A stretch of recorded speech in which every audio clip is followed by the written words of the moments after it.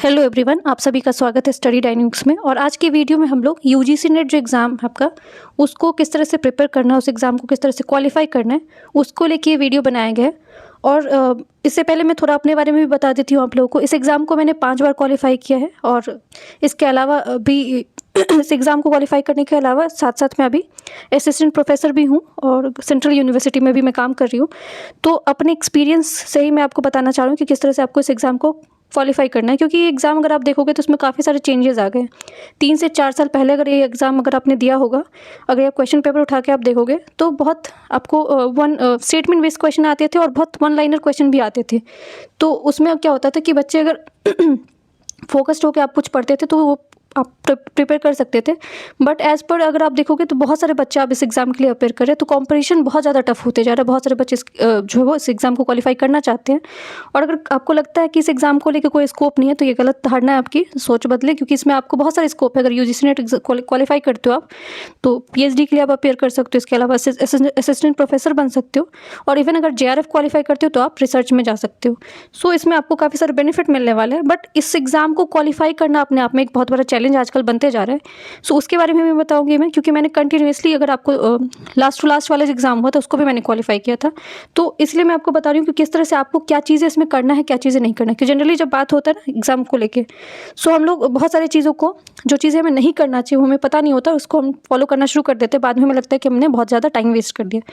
Second बात जो है यहाँ पे कि ये तो एग्ज़ाम आपका दिसंबर में, जो जनवरी में होने वाला है, फर्स्ट वीक तक ऐसा है कि एग्ज़ाम होगा आपका। अब ये टेंटेटिव डेट है, बट देखते हैं उसमें क्या चेंजेस आता है। बट जो भी, अगर आप सीरियस एस्पिरेंट हो, अगर तैयारी कर रहे हो, तो आपके पास नवंबर और दिसंबर का टाइम है। इसको किस तरह से यूटिलाइज़ करना है, इस पर भी हम लोग बात करेंगे। दूसरा जो है कि हर बच्चे का आपका जो आपका पेपर 2 है वो वेरी करता है, सबका अलग अलग पेपर होगा। बट पेपर 1 तो सबका कॉमन रहता है, और पेपर 1 जो है आपका, यही आपका गेम चेंजर भी माना जाता है। कुछ लोगों को लगता है कि हम अगर मेन पेपर में आपको, जो मेन पेपर है उसमें अगर आपका बहुत अच्छा पकड़ है तो उससे आप क्वालिफाई करोगे एग्जाम, तो ये नहीं है। क्योंकि मेन पेपर सबका लगभग स्ट्रांग होता ही है, क्योंकि वो उनका ही मेन पेपर होता है। तो उसमें उन्होंने ग्रेजुएशन में पढ़ रखा होता है, मास्टर्स में भी पढ़ रखा होता है, तो उनके पास उसमें नॉलेज होता है।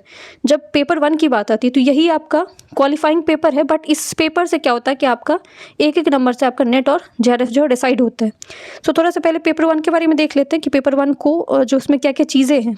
सो टोटल अगर आपने क्वेश्चन पेपर नहीं देखा तो क्वेश्चन पेपर से आप पता कर सकते हो। टोटल आपको 50 क्वेश्चन होते हैं उसमें, ठीक है, जिसमें से जो 100 ईच क्वेश्चन आपको 2 मार्क्स के होते हैं। और ड्यूरेशन अगर देखा जाए तो दोनों पेपर को मिला के 3 घंटे का टाइम आपके पास होता है, जिसमें 50 क्वेश्चन आपका इधर रहेगा इसमें, और 100 क्वेश्चन होते हैं मेन पेपर में। सो एक और चीज़ कि इस एग्ज़ाम में अभी तक निगेटिव मार्किंग नहीं है। बट ऐसा है कि जिस हिसाब से अगर आप देखोगे कि एग्ज़ाम में बच्चे आ रहे हैं और बहुत बहुत ज़्यादा क्राउडेड होते जा रहा है एग्ज़ाम, तो ये नई बात नहीं होगी कि इसमें भी आपको कुछ दिन के बाद निगेटिव मार्किंग इंट्रोड्यूस हो जाएगा। सो निगेटिव मार्किंग इंट्रोड्यूस हो उससे पहले पहले आपको अगर एग्ज़ाम क्वालिफाई करना है तो थोड़ा सीरियसली आपको स्ट्रेटेजी बनाना पड़ेगा। और सबसे जो मेन बात है कि आपको क्या नहीं करना है, ये आपको पता होना चाहिए। क्योंकि क्या करना है ये तो आपको सबको बता दें, सब बता देंगे कि ये चीज़ें कर लो, ये मतलब इतनी सारी चीज़ों को फॉलो कर लो और आपका एग्ज़ाम हो जाएगा। बट ऐसा नहीं है, आपको स्किप क्या क्या चीज़ें करना है ये आपको डे 1 से पता होना चाहिए। सो मैंने आपको बता दिया पेपर 1 में आपका क्या, ये गेटवे है आपका सक्सेस का। इसमें आपको टोटल आपको 50 क्वेश्चन आते हैं और ईच क्वेश्चन 2 मार्क्स के होते हैं। थोड़ा सिलेबस भी इसमें देखेंगे। बिफोर दैट एक और चीज़ है जो हमें पता होना चाहिए, इसमें क्या क्या चीज़ें हमें फॉलो करना है। सबसे पहले तो सबसे पहला जो है, आपको एग्ज़ाम का पैटर्न आपको पता होना चाहिए। क्योंकि ऐसा नहीं कि अगर आप रेंडमली ऐसे अटैम्प्ट दे रहे हो तो कोई बात नहीं। बट इस अगर रैंडम अटैम्प्ट दोगे और अगर आपको लगता है कि उससे आपको 2 बार 3 बार देने के बाद निकल जाएगा, तो ऐसा नहीं है।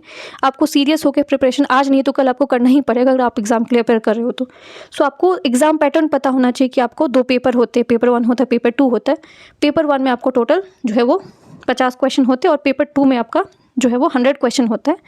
इसके अलावा जो है हमको जब भी इस एग्ज़ाम के लिए प्रिपेयर कर रहे हो आप, तो जो मैंने किया है, जो 5 बार मैंने क्लियर किया इस एग्ज़ाम को, तो मैंने वही चीज़ को, जो चीज़ मैंने फॉलो किया वही चीज़ मैं आपको बता रही हूँ।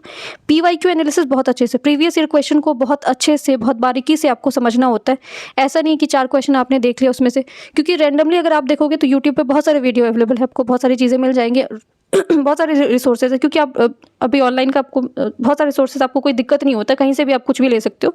बट प्रॉब्लम उसके साथ ये आता है कि आपको फिल्टर करना पड़ता है कि आपको क्या चीज़ उसमें से लेना है, क्या चीज़ नहीं लेना है। क्योंकि पीवाईक्यू एनालिसिस भी अगर आप यूट्यूब पर देखोगे, सो जनरली लोग क्या करते हैं उसमें आपको जो इजी क्वेश्चन होते हैं उसको सॉल्व करवा देते हैं और जो टफ क्वेश्चन होते हैं उसको स्किप कर देते हैं।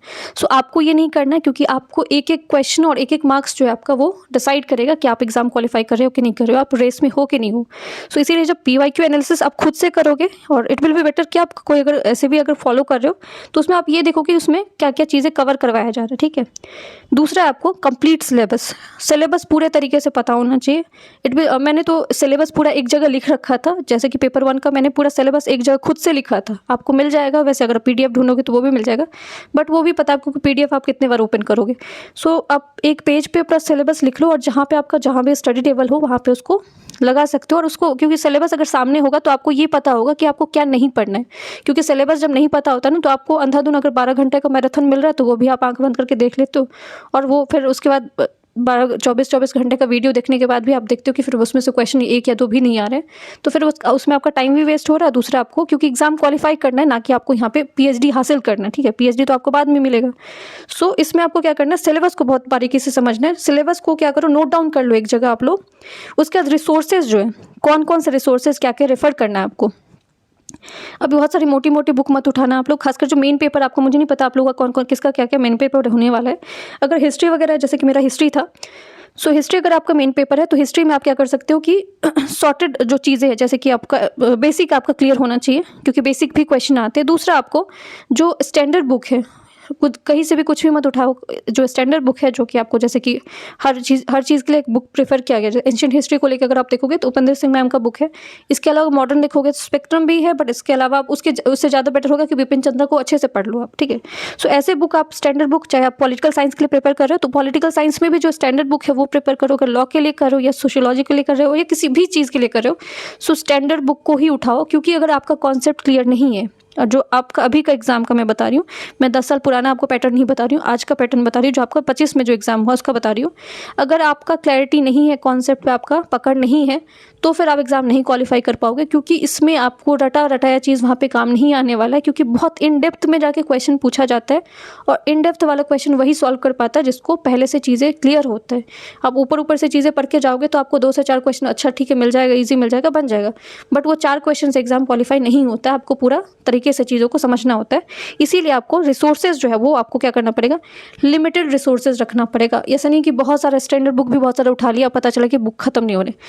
जब आप बुक उठाते हो, चाहे मान लो कोई भी बुक पढ़ रहे हो आप, उसमें आपका सेल्फ नोट होना चाहिए। आपको बहुत सारे PPT PDF बहुत सारे सब कुछ मिल जाएगा, बट वो उनका तरीका होता है, वो उनका PDF होता है, उनका समझने का तरीका होता है। अगर आपका बेसिक कितना आपको समझ में आता है, आप कितना एडवांस लेवल पर पहुंचे हुए, क्योंकि बहुत सारे बच्चे होंगे जो पहला अटेम्प्ट दे रहे होंगे, तो जो पहला अटेम्प्ट दे रहे होंगे उनको तो नहीं पता ना कि उनको सारी चीज़ें पता ही होगा पेपर 1 में क्या क्या चीज़ें होता है, तो उनको बेसिक से चीज़ें समझना चाहिए। जिनका दूसरा या तीसरा अटेम्प्ट है उनको क्या करना चाहिए, उनका बेसिक ऑलरेडी क्लियर है, तो वो एडवांस लेवल पर जो चीज़ है उसको पकड़ बना सकते हैं। रिसोर्स को लिमिटेड रखना है, बहुत ज़्यादा रिसोर्सेज आपको नहीं पढ़ना है, बहुत सारे यूट्यूब वीडियो फॉलो करें या फिर बहुत सारे आप नोट्स फॉलो करें, वो पॉसिबल नहीं है, ठीक है। दूसरा जो है आपको रिवीजन नोट्स, ये बहुत इंपॉर्टेंट है। क्विक नोट, एक तो आपने नोट्स बना लिया होगा अगर आप बहुत सीरियस हो तो। आप अगर 3-4 साल से अगर प्रिपेयर कर रहे हो या फिर आपने 3-4 अटैम्प्ट दे रखा है तो आपके नोट्स होंगे।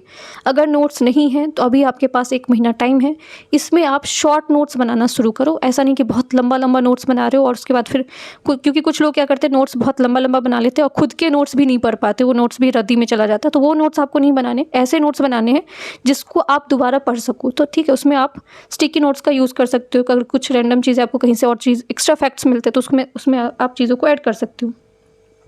तो रिवीजन इज़ द की, ठीक है, हर एग्जाम का यही होता है।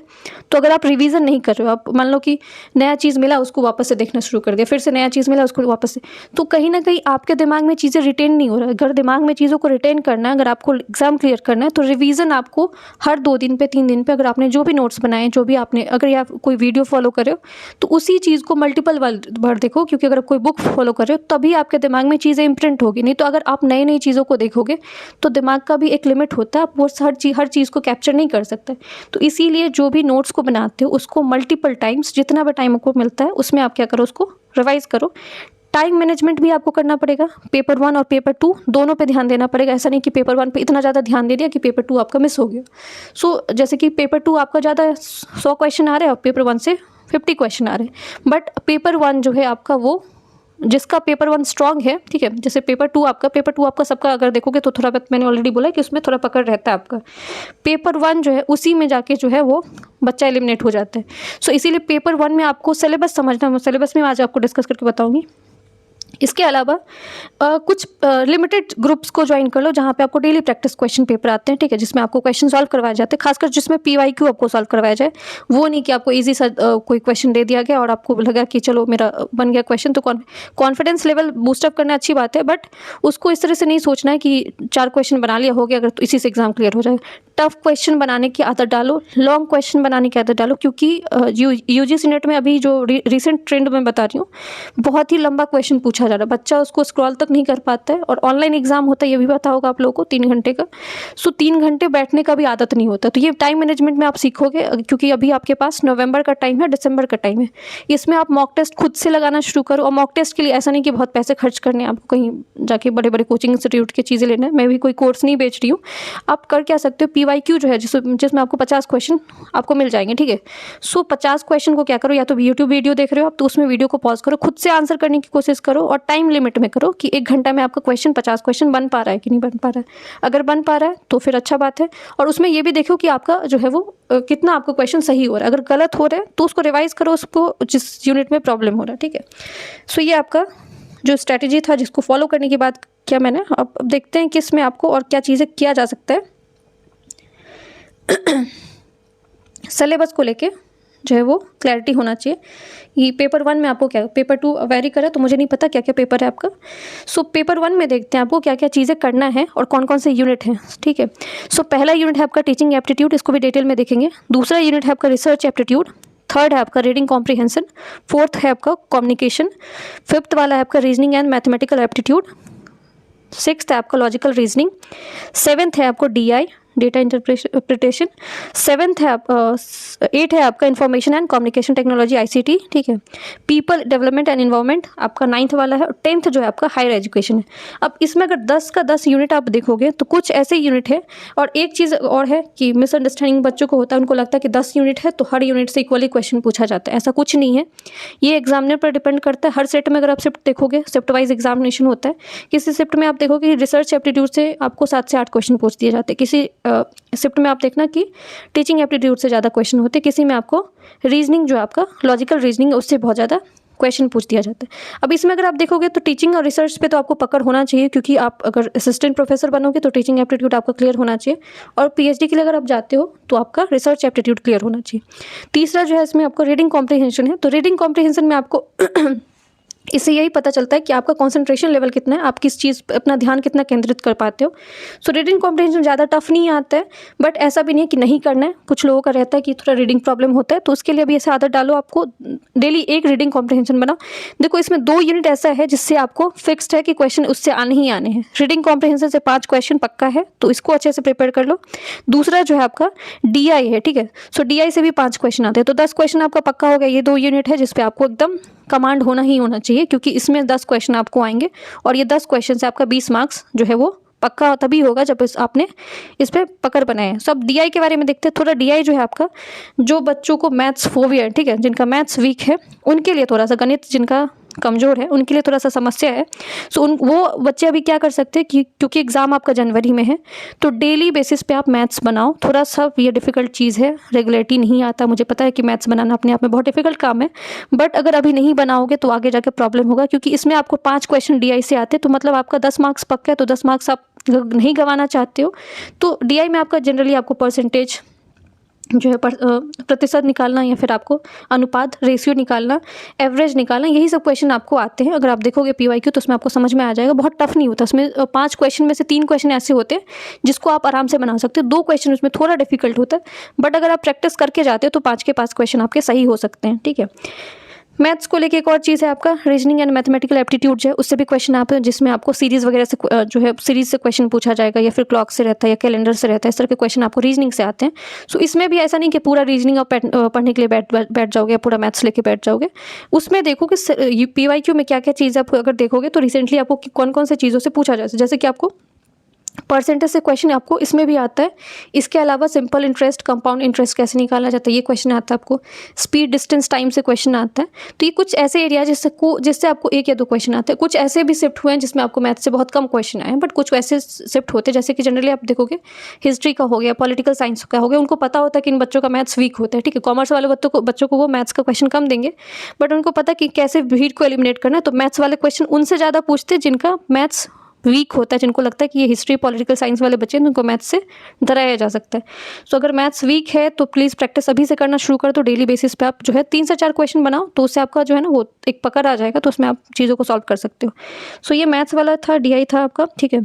और कॉम्प्रिहेंशन के बारे में मैंने बता दिया आपको कि कॉम्प्रिहेंशन के लिए भी रीडिंग हैबिट अभी से डेवलप कर लो। दूसरा जो रिसर्च एप्टीट्यूड है, इससे आपको अच्छा खासा क्वेश्चन आता है। ICT में आपका क्या आता है कि मॉडर्न जो टेक्नोलॉजी है आपका, उससे क्वेश्चन आ रहा है। उसमें ऐसा नहीं कि पुराना, अगर आप 10 साल पहले का कोई ICT से सवाल नहीं पूछा जाएगा। पहले ऐसा होता था कि आपको UGC नेट में आपको मतलब 10-10 साल पुराना क्वेश्चन रिपीट होते जाता था। अभी भी PYQ का बहुत बड़ा रोल है, ठीक है। आपको अभी भी बहुत बड़ा रोल है, क्योंकि आपको डायनेमिक्स जो है ना एग्जाम का, उसी से समझ में आने वाला है। बट ICT में आपको मॉडर्न जो चीज़ें आ रही है ना, उससे आपको सवाल ज़्यादा बनेगा।